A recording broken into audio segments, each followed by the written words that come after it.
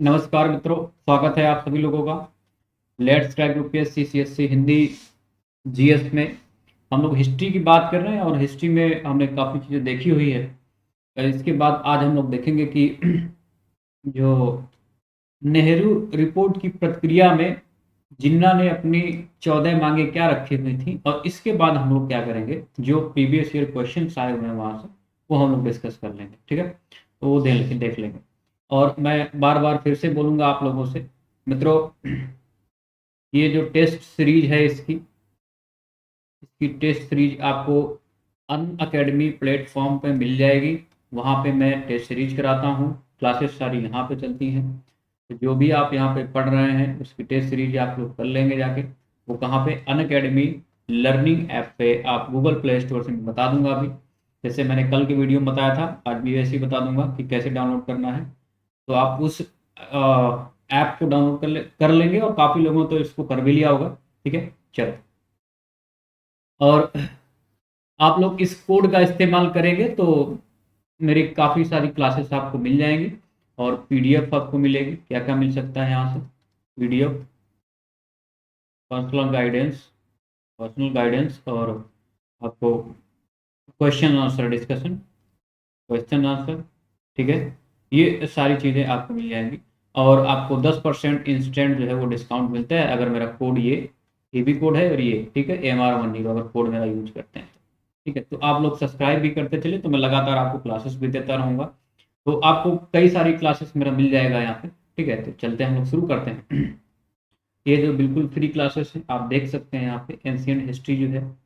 हाँ, एंशियंट यहाँ पे थ्योरी, एंशियंट हिस्ट्री है ये सुबह 10 बजे है। करंट अफेयर्स का MCQs फिर 12 बजे है। और इंडियन पॉलिटी की क्लासेस जो थ्योरी है वो 4 बजे है। फिर इसके बाद में आप देखेंगे हिस्ट्री NCERT। ठीक है, ये 2 बजे बीच में है। तो हिस्ट्री NCERT आप MCQs यहाँ से कर लेंगे। तो एक दो MCQs चल रहा है और 2 क्लासेस चल रही हैं, तो ये बिल्कुल फ्री क्लासेस हैं। आप एंशियंट हिस्ट्री कहाँ से कर सकते हैं? अन अकेडमी प्लेटफॉर्म पे। पॉलिटी कहाँ से कर सकते हैं? वो अन अकेडमी प्लेटफॉर्म से आप कर सकते हैं। ठीक है, क्लासेस जो यूट्यूब पे चल रही हैं वो मॉडर्न हिस्ट्री थ्योरी है। आप देखते हैं कि 11 बजे है। अभी कल क्लास जो हुई है वो 8 बजे हुई थी, लेकिन अभी 11 बजे क्लासेस है ये। और लोक प्रशासन जिनका है वो 5:30 बजे क्लास करेंगे। ठीक है मित्रों, एथिक्स और ज्योग्राफी क्लासेस मैं अभी इसको स्टार्ट करूंगा क्योंकि पॉलिटी क्लासेस स्टार्ट हो चुकी हैं। ठीक है, तो ये लोग आप ऐसा करेंगे। चलो हम लोग स्टार्ट करते हैं। अगर आप AMR10 कोड का इस्तेमाल करते हुए, इसका प्रयोग करते हुए सब्सक्राइब करते हैं तो आपको डेली लाइव क्लासेस मिलना स्टार्ट हो जाती है, लाइव टेस्ट क्विजेज मिलना स्टार्ट हो जाते हैं, और structured courses according to UPSC syllabus वो आपको क्लासेस मिलना स्टार्ट हो जाती है। और यहाँ पे अनलिमिटेड एक्सेस आपको मिल जाता। इवन आप नए और पुराने दोनों वीडियो, आप रिकॉर्डेड वीडियो भी देख सकते हैं एक बार में। ये मैं कह रहा था कि यहाँ पे गूगल प्ले स्टोर से अनअकैडमी लर्निंग ऐप डाउनलोड करेंगे, यूपीएससी CSC गोल्ड अपना सेलेक्ट करेंगे, और मेरा नाम सर्च करेंगे। मेरा नाम अमित कपूर है, और जैसे ही मेरा नाम सर्च करेंगे उसको फॉलो कर लेंगे आप, और आपको मेरी सारी क्लासेस मिलना स्टार्ट हो जाएंगी। जिसको PDF चाहिए वो अनअकैडमी _ अमित कपूर यहाँ से PDF ले लेगा। ठीक है, यहाँ से PDF लेंगे। अपने बारे में, मैंने बीटेक किया हुआ है कंप्यूटर साइंस में। मैं यूपीपीसीएस मेंस यूपीएससी में अपियर हो चुका हूँ। लोक प्रशासन में सब्जेक्ट पढ़ाता हूँ ऑप्शनल में, और लगभग 70% से 60 से 70% से ज़्यादा मैं पोर्शन GS के लिए कवर करता हूँ। ये टॉप मोस्ट फैकल्टीज़ हैं जिनका बैचेस अभी आप देख रहे हैं। 15,000 से अधिक आप कोर्सेस यहाँ पे मिलता है। अगर आप प्लस सब्सक्राइब करेंगे मेरे कोड के साथ में, तो मैंने बताया है आपको कि PDF मिल जाएगी, और इसके साथ में आपको पर्सनल गाइडेंस मिल जाएगा। 1 साल 2 साल 3 साल के लिए आप मेरे साथ जुड़ सकते हैं। मेंस का आंसर क्वेश्चन प्रैक्टिस भी आपके साथ में मैं करूंगा, ठीक है, करवाऊंगा। तो इसको आप लोग 10% इंस्टेंट डिस्काउंट आपको यहाँ से मिल जाएगा अगर आप मेरा कोड यूज करेंगे। ठीक है, आइकॉनिक प्राइस, इसको भी आप देख लेंगे। ठीक है, आइकॉनिक प्राइस जो है ये अभी AMR10 इस कोड का यूज आप लोग इस्तेमाल करेंगे यहाँ पे, और 1 साल 2 साल 3 साल के मेरे साथ जुड़ सकते हैं। यहाँ पे पर्सनल कोच दिया जाता है। पर्सनल कोच आप देख रहे हैं कि ये पर्सनल कोच के मतलब क्या होता है कि आपको कुछ करना नहीं होता है, सब कुछ यही बताएंगे पर्सनल कोच की आपको क्या पढ़ना है, कैसे पढ़ना है, कितना पढ़ना है, न्यूज़पेपर कैसे पढ़ना है, ट्रेंड का यूपीएससी का क्वेश्चन आंसर प्रैक्टिस यही कराएंगे। तो सब कुछ क्या है पर्सनल कोच कराते हैं, इस वजह से इसका कुछ पैसे भी बढ़े हुए, मैं इसको बताऊंगा अभी। ठीक है, मित्रों, आप अगर ऑप्शनल सब्सक्राइब करना चाहते हैं तो 1 साल से नीचे का ना करें, क्योंकि ये पूरा होता नहीं। इस कोड के साथ में अगर आप सब्सक्राइब करेंगे तो पब्लिक ऐड में पढ़ाता हूँ, पब्लिक ऐड कर सकते हैं या कोई अदर भी कर सकते हैं, इसमें 10% का इंस्टेंट आपको डिस्काउंट मिल जाएगा। मित्रों, यहाँ पे कॉम्बो एक है, कॉम्बो भी आप ले सकते हैं, जैसे कि इसमें आइकॉनिक जीएस है और ऑप्शनल दिया गया है। ये 88,000 फीस है, मेरा कोड यूज करेंगे तो आप 10% के इसमें भी आप इंस्टेंट डिस्काउंट पाएंगे। अगर आप जीएस ऑप्शनल कर लेंगे दोनों का प्लस प्लस का, तो आप देखेंगे इसकी और भी कम फीस है, मेरा कोड यूज करेंगे तो आप 10% और इसमें आपको डिस्काउंट मिल जाएगा। ठीक है मित्रों, ये 6 मंथ का अभी बैचेज स्टार्ट होने वाला है 8 फरवरी से, जो कि प्रीलिम्स के लिए है। और ये 1 साल का बैच 2022 के लिए, आप नहीं दिख रहा होगा, 2022 के लिए है। ये भी क्या है, 8 फरवरी से स्टार्ट होने वाला है। तो यहाँ पे आ, Hindi English bilingual, Hindi English bilingual, ये सारे बैचेज स्टार्ट हो रहे हैं। तो मित्रों, आप लोग इसमें जुड़े रहिए। और 2 साल का भी बैच स्टार्ट हो रहा है। जिन लोगों को तैयारी करना है, 12th में अभी है, जिन लोगों का एग्ज़ाम है, वो एग्ज़ाम देने के बाद में इसको कर सकते हैं। 2 साल का एग्ज़ाम जो कि ग्रेजुएशन में है, वो भी 8 तारीख से बैच स्टार्ट होने वाला है, तो आप इसको कर सकते हैं। इनका एनसीईआरटी बहुत वीक है, लगता है कि हमें एनसीईआरटी नहीं कर पाएंगे, मेरिट नहीं पढ़ पा रहे हैं, बेस नहीं है उनका, वो क्या कर सकते हैं, एनसीईआरटी बैच स्टार्ट हुआ है तो 8 फरवरी से स्टार्ट होने वाला। मित्रों, आप इसमें कर सकते हैं। सबसे पहले मैं एक भी स्ट्रेटजी क्लास लगाऊंगा, उसमें बताऊंगा। देखो होता क्या है कि आपका जब तक आपका एनसीईआरटी नहीं कंप्लीट होता है, थोड़ा मुश्किल होता है समझना चीज़ों, क्योंकि वहां पे बिल्कुल बेसिक से दिया जाता है, और बेसिक आपको जब पता होता है तब आप आसानी से तमाम सारी चीज़ें कर सकते हैं। ठीक है, तो इसको आप लोग करें। और एनसीईआरटी बैच आप सब्सक्राइब कर सकते हैं मेरे कोड के साथ में, और मेरी भी आपकी एनसी क्लासेस मिलती रहेंगी इसके साथ में। ठीक है, तो आप कर सकते हैं इसको। अनअकैडमी कॉम्बैट, मित्रों ये 45 मिनट का होता है, इसमें 60 क्वेश्चंस होते हैं, और ये 7 फरवरी से स्टार्ट हो रहा है, जो कि अब 11 बजे से है। तो इस पे अमेजिंग प्राइज भी आप जीत सकते हैं। अनलॉक कॉम्बैट को जो है, अगर आप इनरोल होना चाहते हैं तो यूपी एससी सीएससी कोड इसको यूज करेंगे, तो आप लोग उसमें क्या करें, इनरोल होते हैं। मित्रों, ये देखो स्पेशल क्लासेस में ले रहा हूँ, तो आप लोग स्पेशल क्लासेस ले सकते हैं हमसे। हाँ, मैं बोल रहा था कि जो मेरे कोर्सेज हैं वो क्या क्या हैं, एक बार देख लो। लोक प्रशासन मैं पढ़ाता हूँ, ऑप्शन सब्जेक्ट, डेली 5:30 बजे है। और हिस्ट्री पढ़ाता हूँ, मतलब ओवरऑल आप हिस्ट्री और आर्ट एंड कल्चर ले लेंगे, पूरा सेकेंड पेपर आप ले लेंगे। और एथिक्स इसको भी मैं कराने वाला हूँ। करेंट अफेयर आपको वीकली मिल जाएगा, करेंट अफेयर। तो लगभग लगभग आप देख रहे हैं, इतना तो हो ही रहा है कि मैं मेंस तक तो आपको पहुंचा ही सकता हूँ। तो आप इस कोड के साथ में सब्सक्राइब करें और अपनी तैयारी को बेहतर कर सकते हैं। ठीक है, 10% का इसमें स्टैंड डिस्काउंट में मिलता है। हम लोग बात कर रहे थे आधुनिक भारत का इतिहास, तो हमने स्वराज एवं परिवर्तन विरोधी के बारे में बात की हुई थी। साइमन रिपोर्ट और उसका विरोध भी हमने देख लिया था।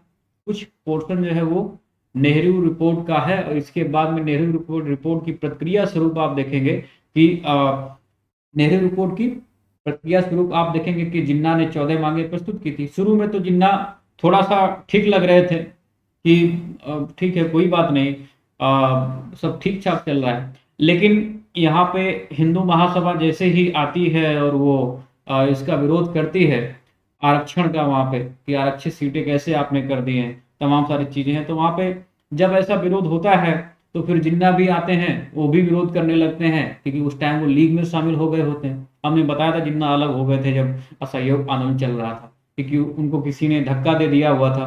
ठीक है, तो उस टाइम वो कांग्रेस से अलग होके वो फिर बाद में लीग में शामिल हो गए जाके। तो लीग की तरफ से वो 14 मांगे रखते हैं, उसमें क्या है मांगे हम लोग अभी देखते हैं। ठीक है, चल स्टार्ट करते हैं हम लोग।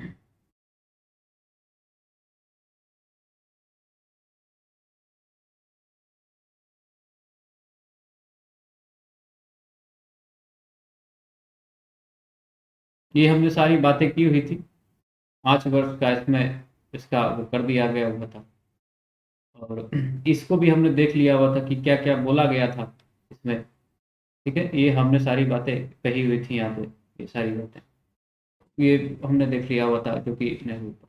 अब यहाँ पे हमने कहा था इसको कल करेंगे। तो मुस्लिम और हिंदू सांप्रदायिक प्रक्रिया क्या थी, हिंदू के क्या यहाँ पे प्रक्रिया थी, और ये यहाँ पे मुसलमानों की क्या प्रक्रिया थी नेहरू रिपोर्ट पे, उस पे हम लोग बात करते हैं। ठीक है, कहा जाता है कि प्रारंभिक अवसर पर रिपोर्ट के संबंध में तो उन्होंने प्रशंसनीय एकता प्रदर्शित की हुई थी, लेकिन फिर बाद में थोड़ा थोड़ा सा मुद्दा उलझता है जाके। अब क्या उलझता है जाके, इसको हम लोग बात करते हैं जाके कि प्रारंभिक अवसर पर तो सपोर्ट किया हुआ था रिपोर्ट का इन्होंने, एकता प्रदर्शित की थी।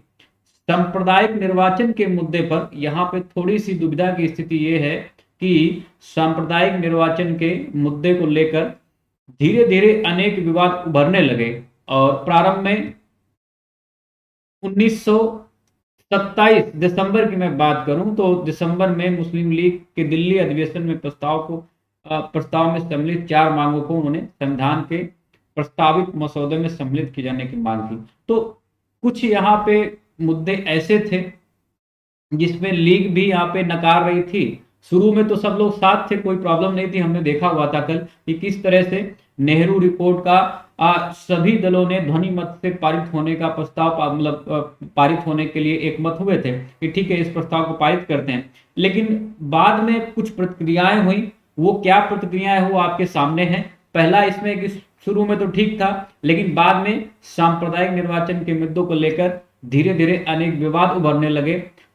जब मुस्लिम लीग का अधिवेशन दिल्ली में हुआ तो उसने अपनी 4 मांगे वो संविधान के प्रस्तावित मसौदे में सम्मिलित करने की मांग की। अब दिसंबर 1927 के कांग्रेस के मद्रास अधिवेशन में इन मांगों को स्वीकार भी कर लिया गया, जिसका नाम पड़ा दिल्ली प्रस्ताव की संज्ञा दी गई। इसको किसको नाम पड़ा, क्या, दिल्ली प्रस्ताव। तो इसको ध्यान रखेंगे, 27 में स्वीकार कर ली गई। अब वो क्या मांगे थी, वो सारी नेहरू रिपोर्ट में थी, वहां पे हमने देख लिया हुआ था। अब वहां पे वो 4 मांगे कौन थी, एक बार देख लो। वो 4 मांगे, पहला था पृथक निर्वाचन प्रणाली को समाप्त कर संयुक्त निर्वाचन प्रणाली की ये व्यवस्था की जाए, जिसमें कुछ सीटें मुसलमानों के लिए आरक्षित की जाए। तो ये हमने बात देखी हुई थी कि यहाँ पे पृथक निर्वाचन प्रणाली को समाप्त कर दिया जाए, ऐसा उन्होंने मुस्लिम लीग ने बोला हुआ है। ठीक है, तो आपके पास में क्वेश्चन आ सकता है वो कि कौन सी वो मांगे हैं जिसको मुस्लिम लीग ने स्पेशली नेहरू रिपोर्ट में शामिल या संवैधानिक मसौदे में शामिल करने की बात कही हुई थी। निम्नलिखित में से अब कौन से ऑप्शन आपके, कौन से कथन सही है, तो इसमें इस तरह से दे दिया जाएगा। पहला रहेगा कि पृथक निर्वाचन प्रणाली को समाप्त कर संयुक्त निर्वाचन पद्धति की व्यवस्था की जाए, कुछ सीटों पर मुसलमानों के लिए आरक्षण किया जाए, मतलब आरक्षित की जाए कुछ सीटें। ठीक है, तो यहाँ पे वो बात करते हैं। ठीक है, दूसरा कहते हैं कि केंद्रीय विधानमंडल में मुसलमानों के लिए 1/3 स्थान आरक्षित कर दिया जाए। इस बात को भी मान लिया गया, इस बात को भी मान लिया गया। कहां पे, 1927 अधिवेशन में, मद्रास के अधिवेशन में। ठीक है, दूसरा इसमें था कि बंगाल और पंजाब के जो विधानमंडल थे, इन विधानमंडलों में जनसंख्या के अनुपात में मुसलमानों के लिए स्थान आरक्षित किए जाए। तो मित्रों हमने देखा हुआ था कि ये चीज उसमें शामिल नहीं की गई थी नेहरू रिपोर्ट में। क्या शामिल नहीं किया गया हुआ था कि पंजाब और बंगाल के विधानमंडलों को यहाँ पे आरक्षण दिया जाए, क्योंकि आपने देखा हुआ था नेहरू रिपोर्ट में साफ साफ लिखा हुआ था कि भाई जो जिस क्षेत्र में मुसलमान अल्पसंख्यक हो गए वहीं पर ही क्या है इनको आरक्षण दिया जाएगा, सीटें आरक्षित की जाएंगी, लेकिन वैसे नहीं की जाएंगी।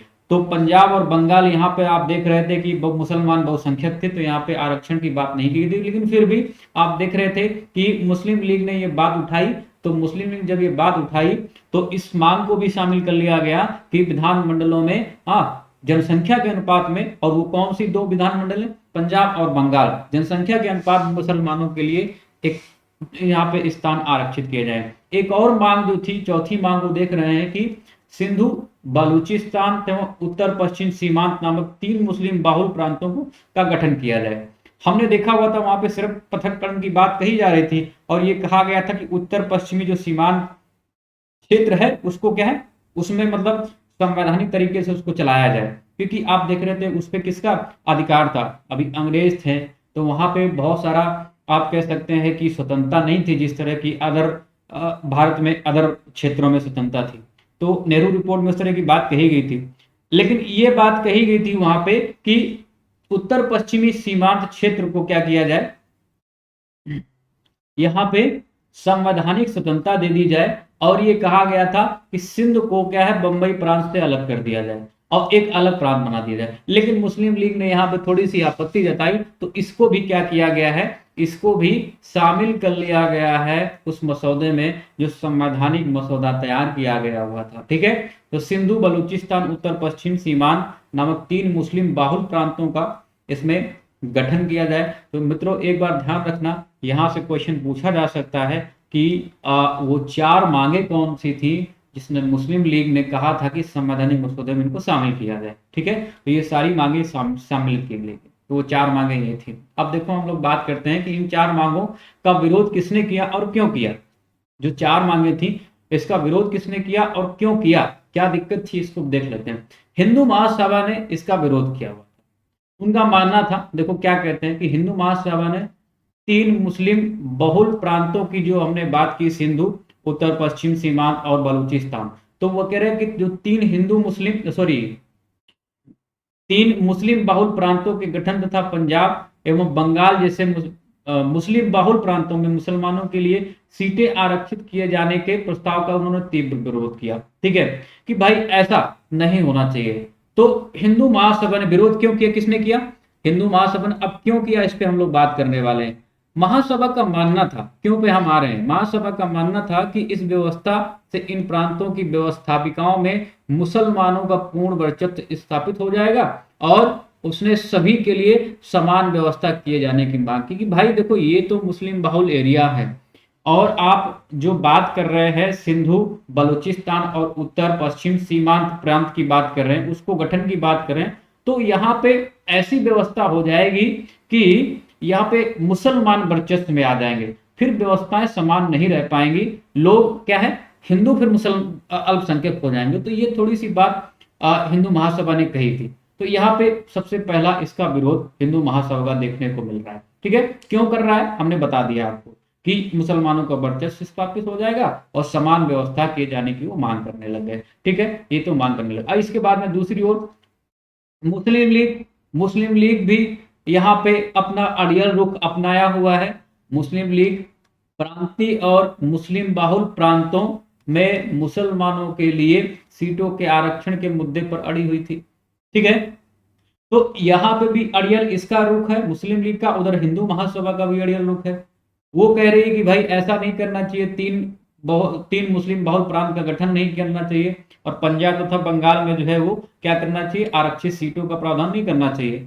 हाँ, इससे क्या है असमानता पनपेगी, हाँ पूर्ण वर्चस्व हो जाएगा मुसलमानों का। लेकिन मुस्लिम लीग यहाँ पे वो भी अड़ी हुई है, वो कहती है प्रांत और मुस्लिम बहुल प्रांतों में मुसलमानों के लिए सीटों के आरक्षण के मुद्दे पर अड़ी हुई थी। तो वो ये कह रही थी भाई हमें आरक्षण चाहिए लेकिन इधर हिंदू महासभा, फिर क्या हुआ, बड़ा अड़ियल रुख था, बड़ा आप कह सकते हैं विकट परिस्थिति में मोतीलाल नेहरू ने आनंद फानंद में कहा कि देखो अगर हम हिंदुओं की बात मानते हैं तो मुस्लिम लीग हमारे इधर से बाहर हो जाएगी। ठीक है, सर्वदलीय जो है सर्वदलीय गुट से मुस्लिम लीग बाहर हो जाएगी और अगर हमने मुस्लिम लीग की बात मान ली तो क्या होगा, ये हिंदू महासभा बाहर हो जाएगी। तो यहाँ पे थोड़ा सा बीच का रास्ता कुछ निकालने की कोशिश कर रहे थे लेकिन कारगर नहीं हुए। लेकिन फिर भी हम लोग देखेंगे कि वो बीच का रास्ता कौन सा है। ठीक है, वो बीच का रास्ता है कौन, कि भाई दोनों का हम भागीदारी जो है वो हासिल कर सके, मुस्लिम लीग की भी और हिंदू महासभा की, तो दोनों की हम कैसे करें। तो बीच का रास्ता उसे कारगर तो नहीं हुआ लेकिन हम लोग देखते हैं एक बार क्या है वो बीच का रास्ता। बाद में नेहरू रिपोर्ट में एक समझौतावादी सत्ता ये अख्तियार कर निम्न प्रावधान किए गए यहाँ पे। ठीक है, कई सारे यहाँ पे प्रावधान किए गए थे। एक सेकंड हम यहाँ से शुरू करने वाले हैं। अभी कई सारे प्रावधान किए गए थे कि क्या बीच का रास्ता क्या तैयार किया गया, देखते हैं।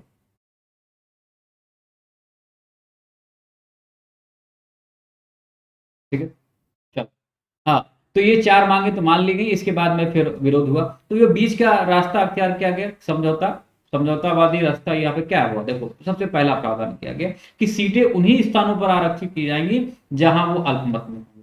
तो बात घूम फिर के कहां पे आ गई, नेहरू रिपोर्ट में जो बात कही गई थी कि भाई पंजाब और बंगाल वहां पे मुस्लिम जो है वो बहुल है।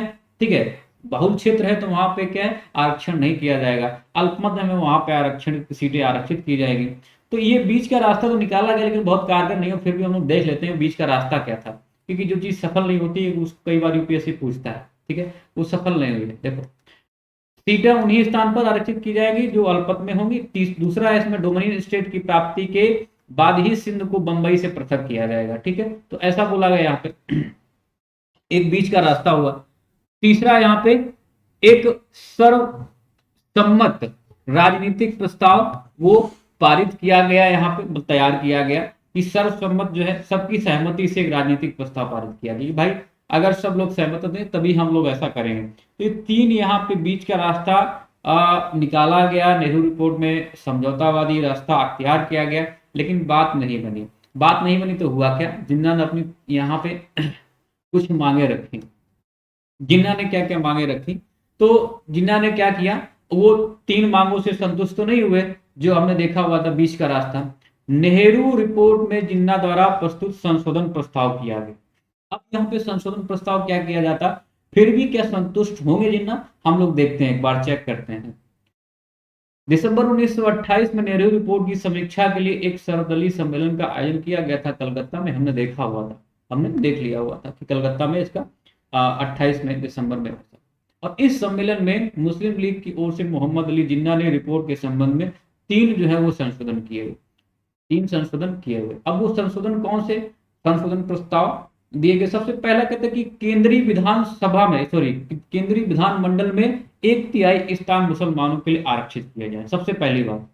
तो इस पे भी आप लोग ध्यान गौर करेंगे, क्योंकि अब जिन्ना की 14 मांगे हैं तो उसमें बहुत क्वेश्चन पूछा नहीं जाता है। जो उन्होंने पहले प्रस्तावित की हुई थी कि भाई हम थोड़ा सा नेहरू रिपोर्ट में संशोधन करते हुए अपने 3 प्रस्ताव रखेंगे, तो वो प्रस्ताव हो सकता है यूपीएससी पूछ दे आपसे।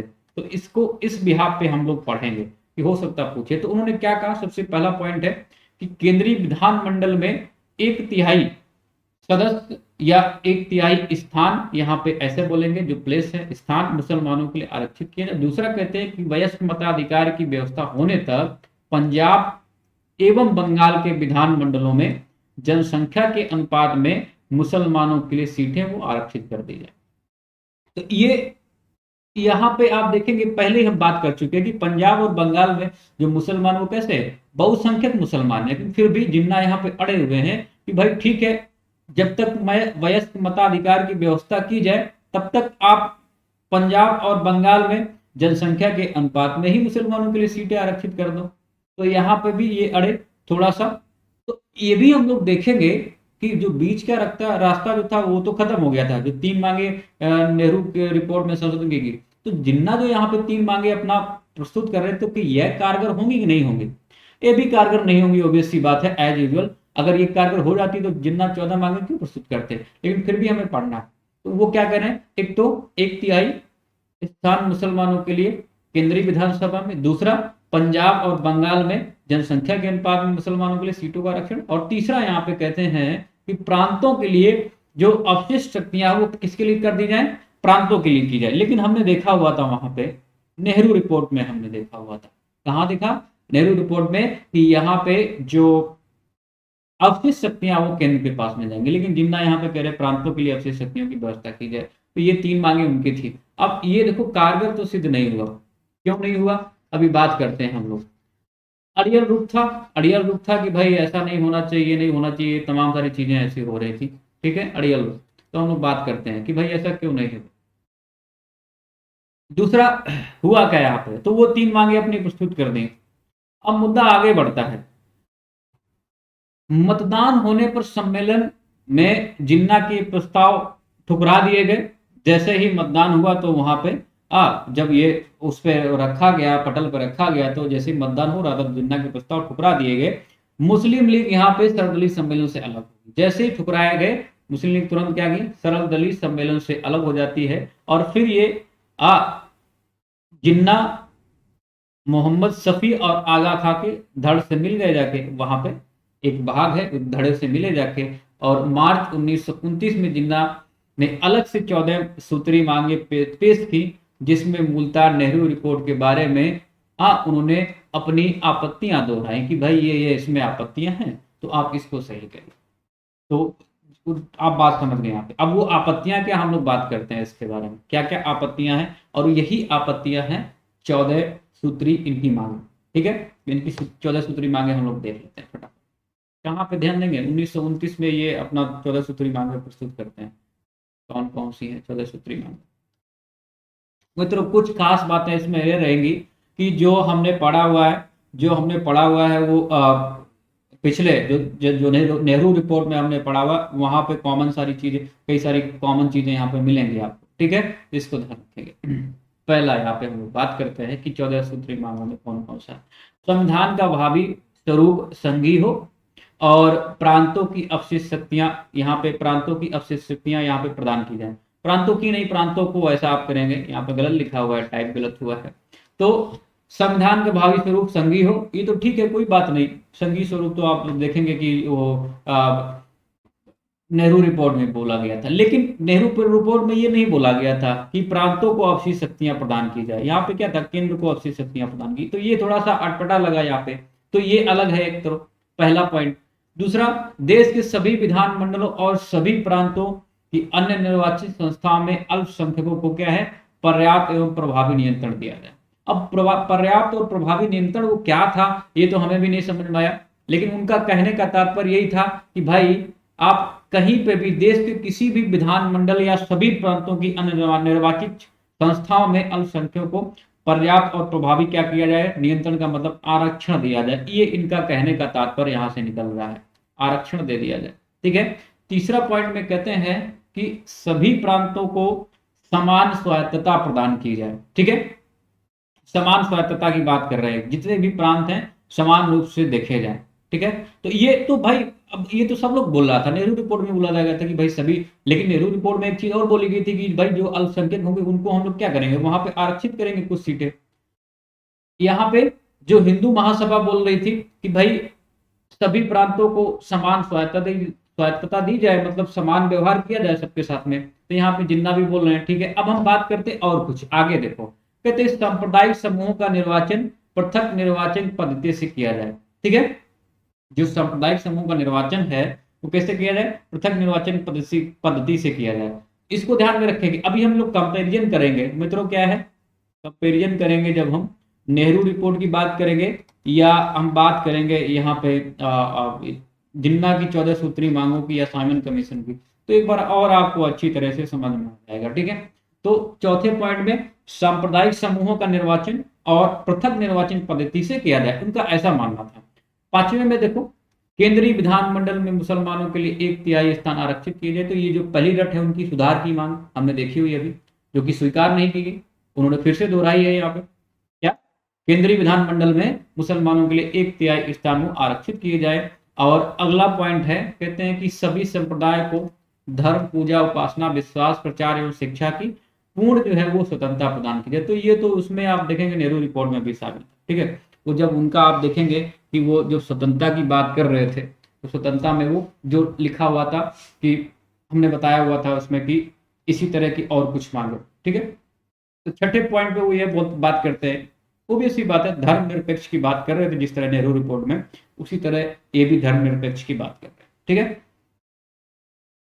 अब अगला पॉइंट देखते हैं, सातवें पे कहते हैं कि भविष्य में किसी प्रदेश के गठन और विभाजन में बंगाल, पंजाब तथा उत्तर पश्चिमी सीमांत प्रांत की अक्षुण्णता का पूर्ण ध्यान रखा जाए, ठीक है।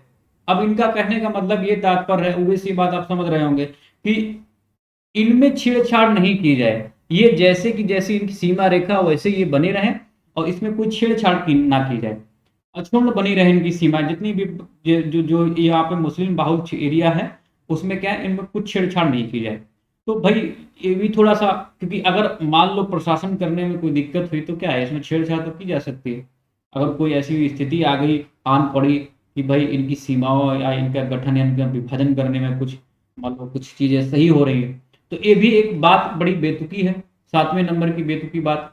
फिर इसके बाद में आठवें पे हम बात करते हैं, कहते हैं कि सिंधु को बंबई से पृथक कर एक नया प्रांत बनाया जाए, तो ये तो पहले भी आप देखेंगे नेहरू रिपोर्ट में था, नेहरू रिपोर्ट में था, और फिर जब हिंदू महासभा ने क्या किया, इसका विरोध किया, तो इन्होंने कहा, नेहरू रिपोर्ट में फिर संशोधन हुआ, और संशोधन होने के बाद में फिर क्या है, बोला गया कि जब स्वायत्त हो जाएंगे तब जो है उसको सिंधु को बंबई से पृथक करेंगे, जो संशोधित नेहरू रिपोर्ट थी। लेकिन फिर यहाँ पे आते हैं, आप देख रहे हैं कि जिन्ना फिर उसी बात को दोहराते हैं जो कि नेहरू रिपोर्ट में लिखी गई थी, ठीक है। तो आठवां भी लगभग लगभग आप देखेंगे, लगभग क्या पूरा ही पूरा मिल रहा है यहाँ पे जो नेहरू रिपोर्ट में है। 9वें की बात करें तो कहते हैं कि किसी निर्वाचित निकाय या विधानमंडल में किसी संप्रदाय से संबंधित कोई विधेयक तभी पारित किया जाए जब उस संप्रदाय के 3/4 सदस्य उसका समर्थन करें। बड़ा टफ बना दिया हुआ था इन्होंने कि भाई ऐसे कैसे हो सकता है, 2/3 तक तो ठीक था, लेकिन 3/4 इसमें अगर ऐसे बोलेगा, 3/4 बोलेगा तब तो फिर दिक्कत वाली बात है। तो ये थोड़ी सी उलझन वाली या कह सकते हैं अटपटी इनकी मांग थी। कहते हैं कि 3/4 उस संप्रदाय द्वारा जो है वो समर्थन किया जाए। बात सही है, लेकिन भाई बहुत आपने मेजोरिटी बड़ी हाई लेवल की कर दे दी है, ठीक है। तो ये क्या है, इसको करना थोड़ा मुश्किल है। तब तो फिर संशोधन ही नहीं होगा, विधानमंडल में कोई विधेयक ही नहीं पारित होगा। अगर थोड़ा सा भी भाई आप सिविल कोड अब एक तरह का लाना चाह रहे हो, ठीक है, यूनिफॉर्म सिविल कोड लाना चाह रहे हो, तो क्या करोगे? अब बोलो कि उसमें अगर टच ही नहीं होगा जो वो संप्रदाय है, कोई ऐसा संप्रदाय, तो फिर वो तो पिछड़ पिछड़ जाएगा। तो यहाँ पे बोल रहा है कि वो 3/4 सदस्य का उसका समर्थन प्राप्त होना चाहिए, तो ऐसा नहीं हो सकता ना। तो ये भी थोड़ा सा अटपटा है, मांग अटपटी है। इसके बाद में हम करते हैं 10वें नंबर की मैं बात करूँ, 10वें नंबर की कहते हैं सभी सरकारी सेवाओं में योग्यता के आधार पर मुसलमानों को पर्याप्त अवसर दिया जाए। ठीक है, ऑब्वियस की बात है, योग्यता के आधार पर मुसलमानों को पर्याप्त अवसर दिया जाए, मतलब यहाँ पे वो भी बात कर रहे थे कि आयु में थोड़ी छूट दी जाए। इसका तात्पर्य समझ गए आप लोग, जैसे कि SC ST एक्ट में है, इस समय SC ST एक्ट में है कि भाई योग्यता के आधार पर अगर योग्य है तो कुछ चांस दिए जाए, अवसर प्राप्त किए जाए, अवसर दिए जाए, तो वही चीज है। अभी देखो फिर से मांग उठ रही, तो अभी कैलेंडर जारी करने में, उसको नोटिफिकेशन जारी करने में UPSC थोड़ा प्रॉब्लम हो रही है। तो अभी जब निर्णय आएगा तब देखे जाएंगे। अन्य प्रांतों की तरह बलूचिस्तान एवं उत्तर पश्चिमी सीमा प्रांत में भी सुधार कार्यक्रम ये प्रारंभ किए जाए। तो उस टाइम हमने देखा हुआ था बलूचिस्तान और उत्तर पश्चिमी सीमा प्रांत में वो अंग्रेज जो है वहां पर कुछ संवैधानिक तरीके से सारी चीजें नहीं चल रही थी, ठीक है। तो ये एक डिमांड ठीक है कि अन्य प्रांतों की तरह बलूचिस्तान और उत्तर पश्चिमी सीमा प्रांत में भी सुधार कार्यक्रम यहाँ पे प्रारंभ किए। इसके बाद में 12वें नंबर की हम बात करें तो इसमें क्या कहते हैं, वो कहते हैं कि सभी प्रांतीय विधानमंडलों में 1/3 स्थान मुसलमानों के लिए आरक्षित किए जाए। एक तो ये देखिए आप थोड़ा सा गौर करके, और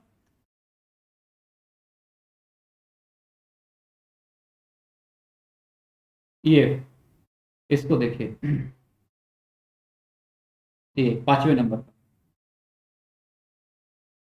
सेम है बिल्कुल। यहाँ पे क्या है, केंद्रीय विधानमंडल है, और यहाँ पे क्या है, प्रांतीय विधानमंडल। तो यहाँ पे ये थोड़ा सा इनका डिमांड है कि भाई केंद्रीय विधानमंडल में मुसलमानों के लिए 1/3 स्थान का आरक्षित कर दिए जाए। दूसरा डिमांड उनका है कि सभी प्रांतीय विधानमंडलों में 1/3 स्थान मुसलमानों के लिए आरक्षित किए जाए, ठीक है। तो यहाँ पे दो जगह, दोनों जगह ये मांग ऐसी करते हैं, और इससे पूरी होगी कि नहीं इसको हम लोग देखते हैं। तमाम सारे मतभेद देखने को मिलेंगे। अब इसके बाद में हम 13वें नंबर की बात करते हैं। तो संविधान में मुस्लिम धर्म, संस्कृति, भाषा, वैयक्तिक विधि एवं मुस्लिम धार्मिक संस्थाओं के संरक्षण और ग्रांट्स या अनुदान जिसको हम लोग बोलते हैं के लिए आवश्यक प्रावधान किए जाएं, ठीक है। तो ये अपने धर्म को पूरी तरह से संरक्षण की बात कर रहे हैं कि भाई जिस तरह से हम देखेंगे संविधान में तो है हमारे यहाँ पे ऐसा करना चाहिए। तो यहाँ पे संविधान में ये डिमांड उन्होंने की कि हमारे मुस्लिम धर्म, उसकी संस्कृति, लिपि। अब यहाँ पे सिर्फ मुस्लिम धर्म तो ठीक नहीं है ना, कि और भी तो अल्पसंख्यक वर्ग हैं, और भी तो अल्पसंख्यक वर्ग हैं। तो ये थोड़ा सा अटपटा लग रहा है। इसके बाद में 14वीं और आखिरी बात उनकी थी कि केंद्रीय विधानमंडल द्वारा भारतीय संघ के सभी राज्यों के सहमति के बिना कोई संवैधानिक संशोधन न किया जाए।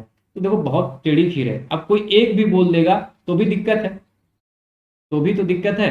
अब हमारे यहाँ पे देखेंगे कि आधे राज्यों की बात की जाती है, आधे राज्य से कम नहीं होने चाहिए। अगर संविधान एक ऐसा भी है 368 में, 368 के बाद में भी आप देखेंगे, एक तो 368 सीधे सीधे हमारे जो संविधान में दिया है संशोधन कर सकता है, लेकिन 368 के बाद में एक मेजोरिटी की बात की जा रही थी, जो क्या थी कि भारत के कम से कम विधानसभाओं वाले राज्य जो हैं वो कम से कम आधे राज्यों से कम नहीं होना चाहिए सहमति के लिए, अगर कुछ संशोधन करना है, ठीक है। तो यहाँ पे ये थोड़ा सा दिक्कत थी। अब वो क्या कह रहे हैं कि सभी राज्यों की सहमति, तो ये थोड़ी सी क्या पेचीदा मांग है बिल्कुल से। अब सोचो इतना बड़ा भारत देश है, अब कहो कि सरकार से सब लोग खुश होगा तो थोड़ी होगा खुश। किसी में अगर सरकार के विरुद्ध कोई पार्टी ने वहां पे अपनी सरकार बना रखी है, मान लो वो वहां पे मुख्यमंत्री है, तो वो क्या सहमति देगा? ओबियस सी बात है, नहीं देगा।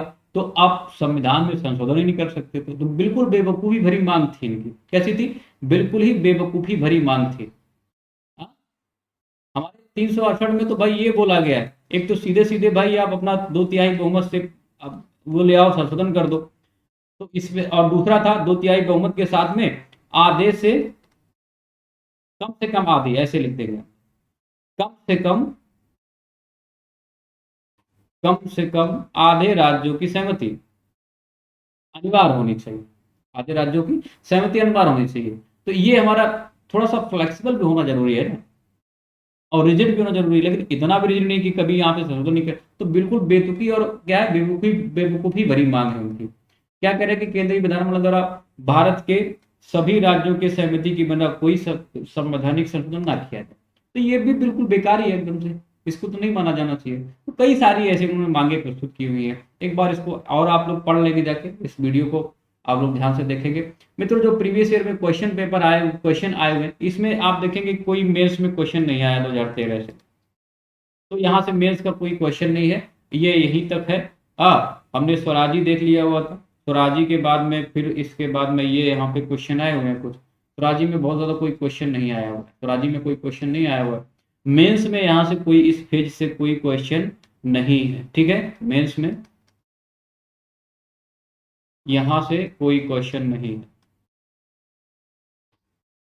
मैंने सब कुछ देख लिया हुआ है, 2013 से लेके अभी तक कोई क्वेश्चन नहीं है इसमें। तो पहला यहाँ पे आप देखेंगे प्रीवियस ईयर क्वेश्चन पेपर है, सीधे सीधे है कि साइमन कमीशन के आने के विरुद्ध भारतीय जन आंदोलन क्यों हुआ था। तो ओबियस सी बात है, हमने ये सबसे मेन कारण था कि साइमन कमीशन में कोई भी भारतीय सदस्य नहीं होना। सारे के सारे कैसे थे? सारे के सारे अश्वेत थे, सॉरी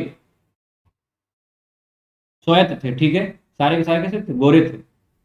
दूसरा फिर यही रिपीट आया है, लेकिन 2015 में आया हुआ है कि भारतीयों ने साइमन कमीशन का बहिष्कार किया था क्योंकि इसमें कोई भी भारतीय सदस्य नहीं था। फिर से दोबारा आया, 2014 या 15 में आया हुआ है, 14 या 15 में आया हुआ है। बिल्कुल इजी इजी, यूपीएससी के क्वेश्चन है। यूपीएससी में जब पैटर्न चेंज हुआ इसके बाद के क्वेश्चन है सारे, ठीक है। इसके बाद में और देखो कोई क्वेश्चन, एक 2010 में आया, बड़ा टफ क्वेश्चन था। ये हमने देखा हुआ है, ऐसे तो कोई दिक्कत नहीं कि साइमन कमीशन के सिफारिशों के संदर्भ में निम्नलिखित में से कौन सा एक कथन सत्य है। तो हमने बता दिया था कि वो प्रांतों में द्वैध शासन को उत्तरदायी शासन द्वारा प्रतिस्थापित करने की बात कर रहा। क्या कर रहा था? प्रांतों में उत्तरदायी शासन की बात कर रहा है। द्वैध शासन की जगह क्या है, यहाँ पे उत्तरदायी शासन है। लेकिन इसने क्या है, केंद्र के लिए मना कर दिया हुआ था। केंद्र के लिए मना कर दिया हुआ था कि भाई केंद्र में अभी कोई भी उत्तरदायी शासन नहीं होना चाहिए और आगे भी नहीं होना चाहिए, ऐसी उसने सिफारिश की थी। तो यहाँ पे कौन सा सही है? ए सही है, ठीक है। इसके बाद में एक और क्वेश्चन है, कह रहा है कि भारतीय स्वतंत्रता आंदोलन के काल के संदर्भ में नेहरू रिपोर्ट में निम्नलिखित में से किस या किसकी अनुशंसा की गई थी। तो यहाँ पे भारत के पूर्ण स्वतंत्रता संग्राम की बात की गई थी? नहीं की गई थी भाई। यहाँ पे पूर्ण स्वतंत्रता की क्या है, बात नहीं की गई थी। नेहरू रिपोर्ट में क्या किया गया था? डोमिनियन की बात की गई थी। डोमिनियन की बात की गई थी। तो इसमें पहला तो हटा दो, जब पहला हटाओगे तो ये हट जाएगा, ये हट जाएगा, ये हट जाएगा। अब बचा क्या है? 2 और 3 बच गया। तो अल्पसंख्यक के हित क्या है? आरक्षित स्थानों के संयुक्त निर्वाचन क्षेत्र की इसमें बात की थी। संयुक्त निर्वाचन की बात कर रहे थे, हमने देखा हुआ था। तीसरा भी सही है, इसमें कह रहा है कि संविधान में भारतीयों के लिए मौलिक अधिकारों का प्रावधान किया जाएगा, ठीक है। तो इसमें 2 और 3 सही है, बाकी एक जो है वो गलत किया, ठीक है। पूर्ण स्वतंत्र की नहीं बात, अभी आप देख भी सकते हैं यहाँ से, हमने देखा हुआ था नेहरू रिपोर्ट, आप देख भी सकते हैं। देखो यहाँ पर, ठीक है। पूर्ण औपनिवेशिक स्वराज मतलब डोमिनियन की बात हो रही थी यहाँ पे। ब्रिटिश शासन के अधीन अन्य उपनिवेशों के समान ही आपकी बात हो रही थी, ठीक है। और दूसरी बात ये थी, सार्वजनिक निर्वाचन प्रणाली को समाप्त कर क्या किया जाए। यहाँ पे ये संयुक्त निर्वाचन पद्धति की बात करते हैं। तो यहाँ पे क्या, ये पहला गलत हो गया था, वहाँ पे ये सही है, ठीक है। और एक और वहाँ पे जैसा कि आप देख रहे थे, अ, मौलिक अधिकारों की बात की जाए, मौलिक अधिकारों की मांग कर रहे थे, ठीक है। मौलिक अधिकारों की भी मांग कर रहे थे। कहाँ गया?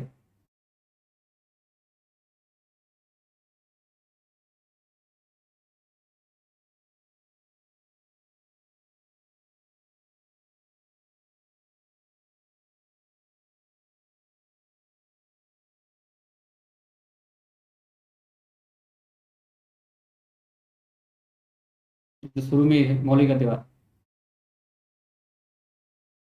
ये ठीक है। संघ बनाने की स्वतंत्रता और वयस्क मताधिकार, ऐसे जो है यहाँ पे क्या थे, ये मौलिक अधिकारों की मांग की जा रही है। ठीक है, तो हमने बताया था कि जो हमारा आर्टिकल 19 जैसा है जिस तरह का, वो यहाँ पे मांगे दर्शाई गई। तो ये इस तरह से यहाँ पे क्वेश्चन पूछे गए आप लोगों से। ठीक है, ये इस तरह के क्वेश्चन यहाँ पे पूछे गए, तो आप लोग आसाम से कर सकते हैं, कोई दिक्कत नहीं। ये सब प्रीवियस ईयर क्वेश्चन पेपर। मित्रों यहाँ से मेंस में कोई क्वेश्चन नहीं आया।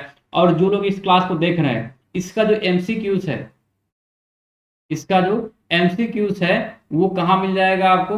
वो आपको मिल जाएगा हमारे यूट्यूब, जो हमारा लर्निंग ऐप है, जो हम लोग क्लास लेते हैं वहां पे मिल जाएगा। लर्निंग ऐप पे यहाँ पे मिल जाएगा। कहाँ पे मिलेगा? देखो मैं बार बार आपको बता रहा हूँ, ये जो आपका